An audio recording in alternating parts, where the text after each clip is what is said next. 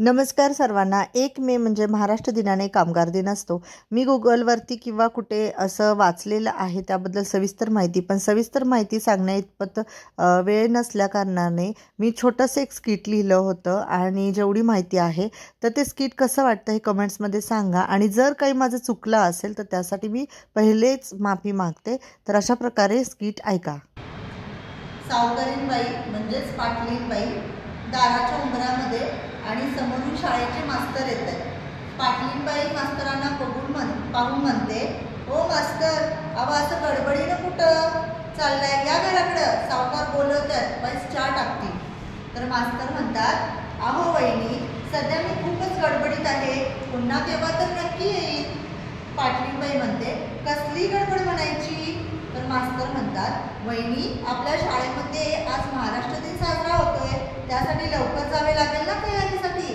तर पाटलीणबाई, "आणि महाराष्ट्र दिन तो काय काय बाई?" तर मास्तर म्हणतात, "अहो वहिनी, काय झालं बघा, जसं कन्नड भाषा बोलणारी लोक वेगळं राज्य करून आपल्या कर्नाटकमध्ये एकत्र आली, त्याप्रमाणे तेलुगूवाले आंध्र प्रदेश, तमिळवाले तमिळनाडू, तसं की नाही आपला महाराष्ट्र आणि गुजरात एकत्रच होते. मग दोन्ही राज्यातील लोकांनी आपलंही राज्य वेगळं व्हावं अशी सरकारकडे मागणी केली, कारण भाषा वेगवेगळी होती." तर पाटलीणबाई म्हणतात, "असं होय, मग त्यात काय कार्यक्रम करायचे?"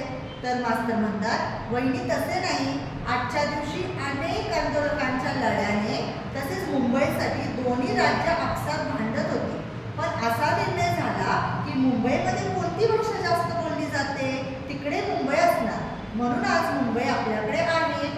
आजचा दिवस म्हणजे गुजराती भाषा बोलणाऱ्या लोकांसाठी स्वतंत्र राज्य मिळालं, ते म्हणजे गुजरात, म्हणून त्यांचा आज गुजरात दिवस." आणि तेवढ्यात पाटलीण बोलते, "आणि आपल्याला आजच्या दिवशी वेगळं राज्य मिळालं म्हणून आपला महाराष्ट्र दिन."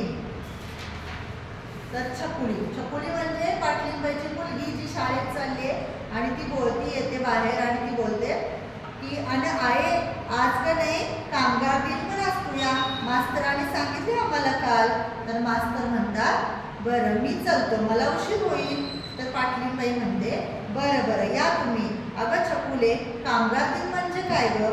तर छकुली म्हणते, "आई, मला एवढंच कळलं आहे की जी लोक पोट भरण्यासाठी वेगवेगळ्या कामाला जातात, मग त्यांना राबवून घेतलं जायचं, कितीही तास काम करून घ्यायचे, पण यावर कामगारांनी आपली मागणी केली आणि तासाचे काम कमी करून घेतले, म्हणजे 15 तासाचे 8 तास. त्यांना पण घराची ओढ असते की नाही, तेवढ्यात कमला हजर राहते." कमला म्हणजे पाटलीणबाईच्या घरी काम करणारी कामवाली. पाटलीण कमलाला पाहून म्हणते, "कमला, आज तुला सुट्टी दिली मी." तर कमला म्हणते, "काय जी, माझं काय चुकलं होय?" तर पाटलीण म्हणते, "नाही बा, आज तुझ्या हक्काची सुट्टी आहे, कारण आज कामगार दिन आहे." तर कमला पाहतच राहते आणि तिथून निघून जाते. तर छकुली म्हणते, "आई, जाते का मी शाळेत?" तर पाटलीण म्हणते, "वय, जपून जा आणि लवकर घरी ये, इकडं तिकडं भटकू नको." समाप्त.